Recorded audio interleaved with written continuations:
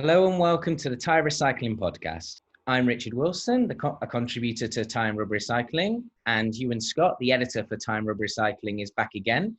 Ewan, how are you? I'm doing just fine. It's a wonderful day here. Obviously, we're on to episode 7 now of the Tyre Recycling Podcast. We're going through these episodes thick and fast. We have another interview for the viewers today. Who are we talking to today? Today we're talking with Peter Taylor, OBE, Chair of the UK's Tyre Recovery Association. The Tyre Recovery Association oversees the majority of tyre collections recovery in the UK. It helps operate the UK's free market system. At this time in the UK sector, we're facing a multiple crisis with challenges around the collection of tyres and a reduction in the export market. So it's going to be interesting to see what Peter has to say. Absolutely. Someone with Peter's experience will always give interesting and enlightening information. So without any more talking and teasing, we have that interview coming up for our viewers right now.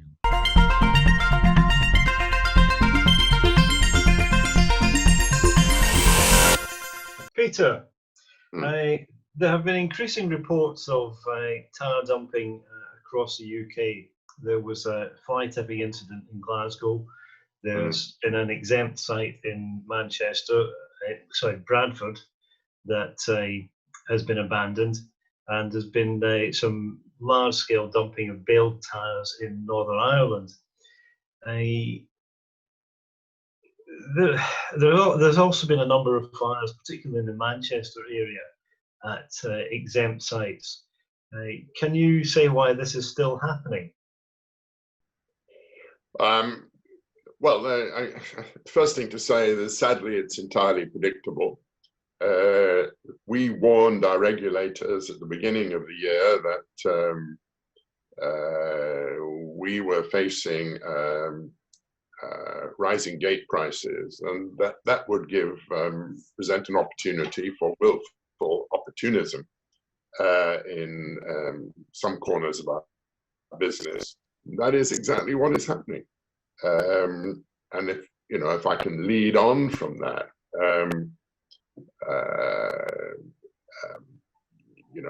it does go back to the fact that, a number of factors really are driving this, if I can sort of probably preempt your next question.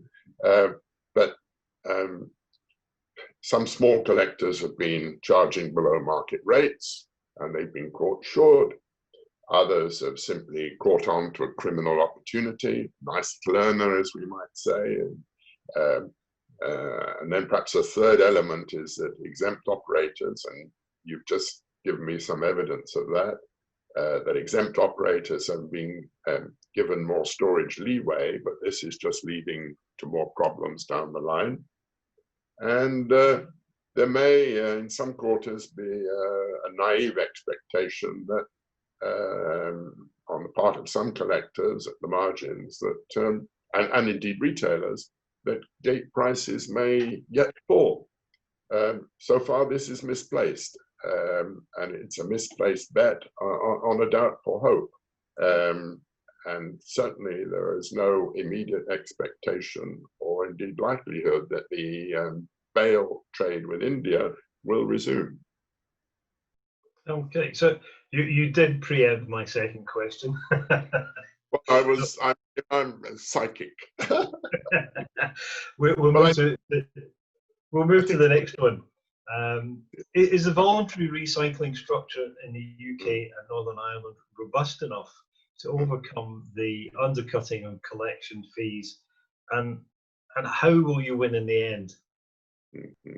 Well, it's a long answer to a short question, really. But I suppose the first thing to say is that voluntary or otherwise, no market model is perfect. None that I'm aware of, anyway. Perhaps we're looking down the wrong end of the telescope. This isn't just about collection logistics, but it's also about market opportunity. The more structured, what I might call command and control schemes, seem to do little to drive entrepreneurial investment in reprocessing capacity. And really, efficient national recycling infrastructures surely have to be more open to all, as we are, and be market-based. Collecting the stuff is fine. The bigger challenge these days is what we do with it and how we better valorize it. So, carrying on from there, your question implies somehow the RRS, or the RR Responsible Recycler Scheme, should address the issue.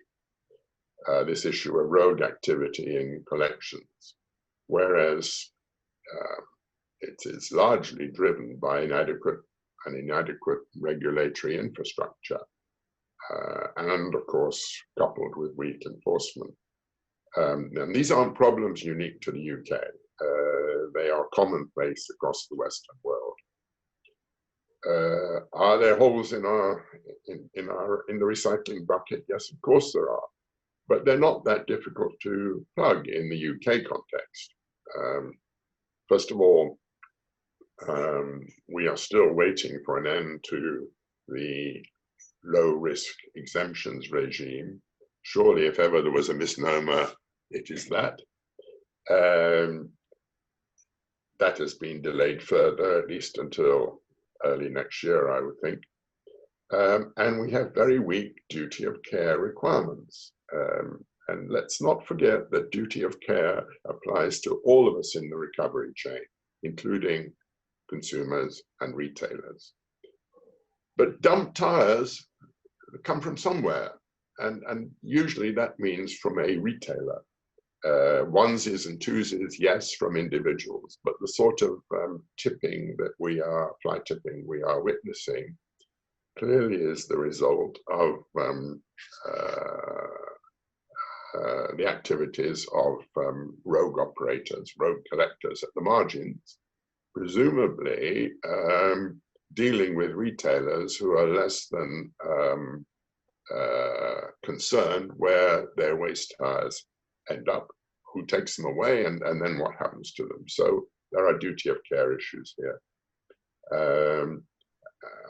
And I do think as we move forward that unless our regulators can engage more with the recycling industry, we as a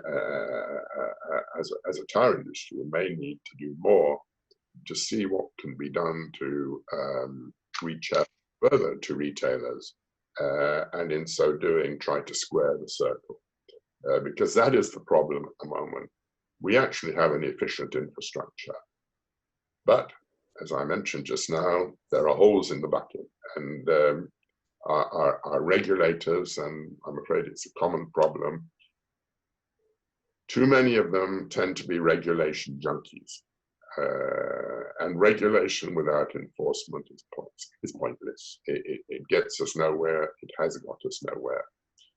Now, good enforcement and better regulation, supportive regulation, I think, is what we need.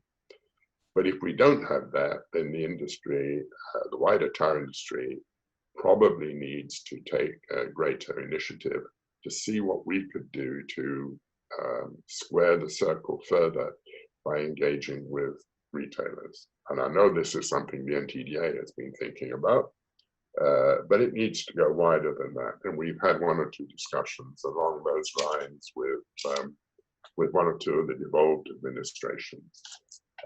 And let's not forget that I think that kind of approach could is well suited to the future of recycling policies from central government, where we are looking at traceability.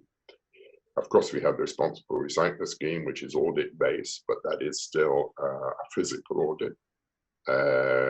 But if we can move towards electronic tracking, and we've been piloting one or two schemes of that sort, then I think that provides the basis for a slightly different approach to the voluntary model that would not only square the circle, but would maintain the market basis of what we do, maintain competition, which surely benefits everyone, but avoid or overcome some of the current leaks in the system that government seems unable or unwilling to deal with. Okay, you mentioned the Responsible Recycler Scheme. Now this is promoted by Tyre Recovery Association and the NTDA, but the membership of TRA and the NTDA is actually quite limited in the context of the wider tyre industry in the UK. There are thousands of retailers who are not members of either association. There are many collectors who are not members of either association. Is there some way that the Responsible Recycler Scheme can be disseminated across a wider audience to try and bring in some of these independent operators? Well, first of all, I don't agree that TRA and NTDA members represent only a small part of the UK sector. In terms of volume, we represent a very large part. TRA, through the Responsible Recycler, probably handle about close to 80%, or certainly 75 to 80% of our arisings as a nation, and the NTDA also, and not fair for me to say what their market coverage is, but I think you probably know. But yes, you're right. There are hundreds, if not thousands, of small players at the margin, and not all of them behave as well as they should. Now, with the end of exemptions, I think we will see a tidying up of that situation.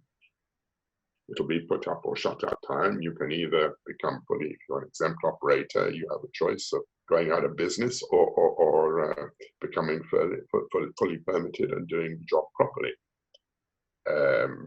So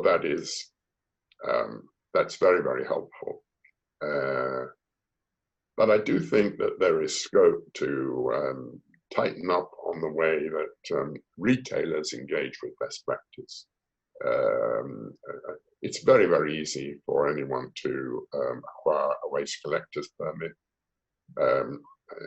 Too easy just to give the tyres to one of these people and without due diligence.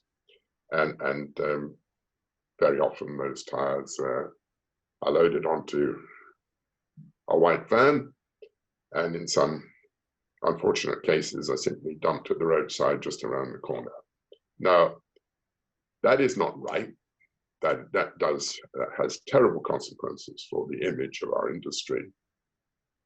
And perhaps if government aren't prepared to deal with this, we as an industry may have to consider how we can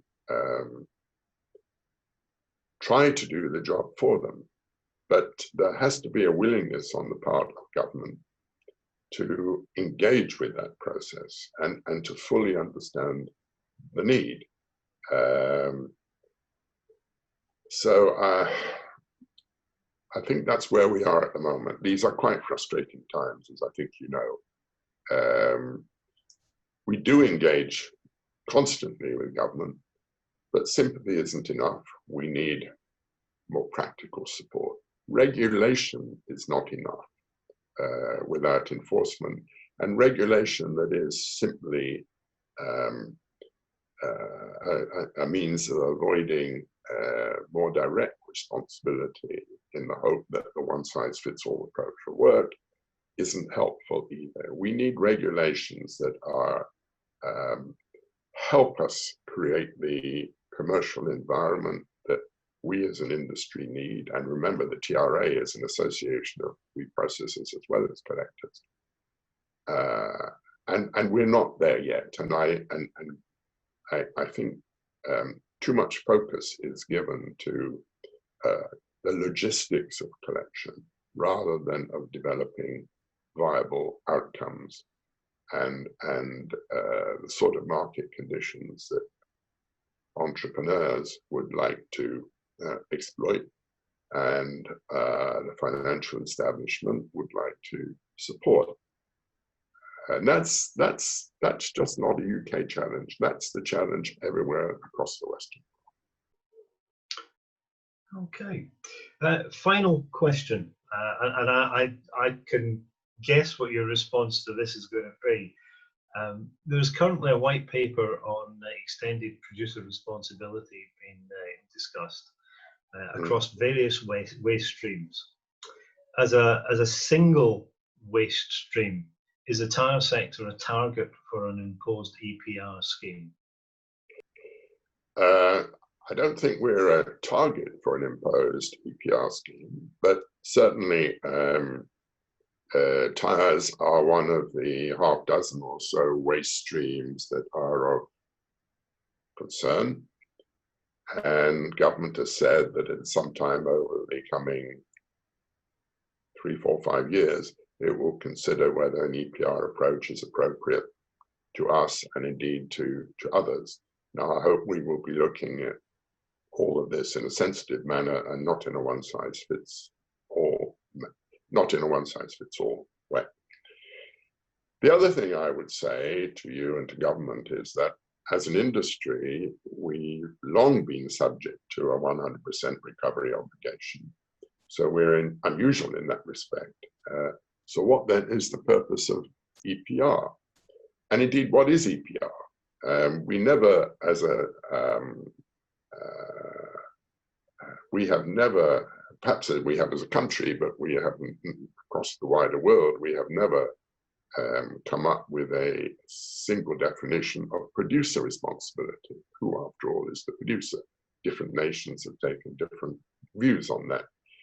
So having failed to, if you like, adequately define producer responsibility, how can we then move to extended producer responsibility?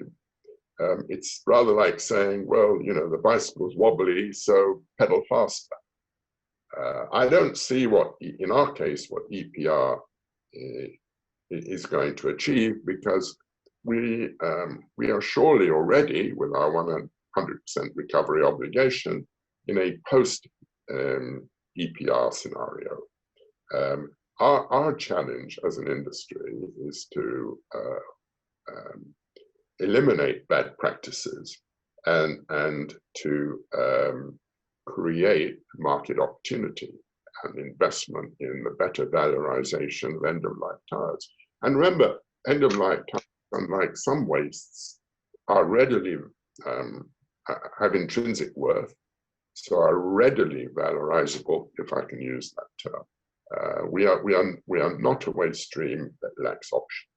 You say that the tyre sector is not a waste stream that lacks options, yet we're exporting 200,000 tonnes of. Well, we have. That's not the case at the moment, but you're right. Historically, yes, and that has been very damaging because it has undermined the domestic recovery infrastructure. And by recovery, I mean essentially reprocessing. We have tried, not just us, but other countries too, Australia and indeed the European Commission, to do something about this, but hands of government are constrained, and the Indian authorities were slow to act against what was clearly a malpractice. But it was permitted and it was allowed and it happened. It's not something we want, but equally it's something government seems still unable to bring to an end. Although there is some indication that once we finally leave the EU, we will be able to act unilaterally, but we can't at the moment. But unfortunately, we are not the only country that has been sending baled tires to India. And let's just say about this business of exports, there is a legitimate exporting is legitimate business, particularly of tire-derived fuel. The export of bales in particular has led to serious malpractice, and that is what we should be trying to bring to an end once and for all. As an industry here in the UK, we probably we have the capacity internally to deal with certainly another 100,000 tons of tires a year, and that presumes that something like another 100,000 tires a year would continue to go to 100,000 tons a year would continue to go to export for the time being. I don't think we should be too concerned about that in the short term, because if we create the right market structures for investment in further recycling, reprocessing capacity within the UK, and I'm aware of a number of people who are ready to go down that road, that suggests that we then have some available slack capacity to divert into national reprocessing operations and greater national resilience on the recycling front. Okay, thank you very much, Peter. Thank you very much for your time. It's been very enlightening, and I am sure that a lot of people around the country, possibly around the world, will be very interested in what we've talked about today. Thank you very much.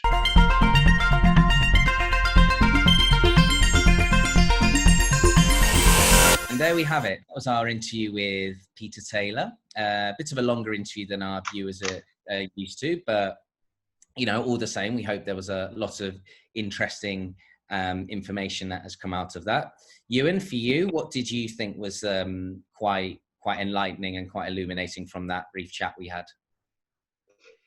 It's interesting that Peter's take is that the real issue in the UK isn't the fact that we've got people undercutting, we've got people, the illegal operations. That isn't the main issue. The main issue is the lack of enforcement of the existing regulations. We see this time and time again. Rather than enforce the law that is already there, we wait until the problem becomes a serious issue. We wait until there's a fire, we wait until there's a dump, we wait until there's an abandoned site. This is something that the Environment Agency and the police should be acting on, and Peter's quite right. Government needs to make sure that its agencies act on the laws that are already available. Yeah, very interesting. I thought that was interesting, as well as the comment about making legislation for the sake of making legislation and then it not being enacted on. I thought that was quite illuminating. It feels like there may be, on the legislation side, there's an issue on both sides of the spectrum there. Yeah, I think, not wanting to get too political about things, but I think we're seeing a situation where we have a government that likes to make legislation, despite the fact that it says it doesn't. It's actually doing this, it's making decisions and then not following through. And for the people in the tyre industry, that is a big problem. And for the environment, it's a growing problem. Yeah, absolutely. I think, that's one key. That's obviously a key takeaway from this, the legislation issue, and it'll be interesting to see if that develops over the course of the rest of the year or in the years to come. But as ever, Ewan, thanks for taking the time to interview Peter, and we'll be back very shortly with another episode of the Tyre Recycling Podcast. Until then, stay safe.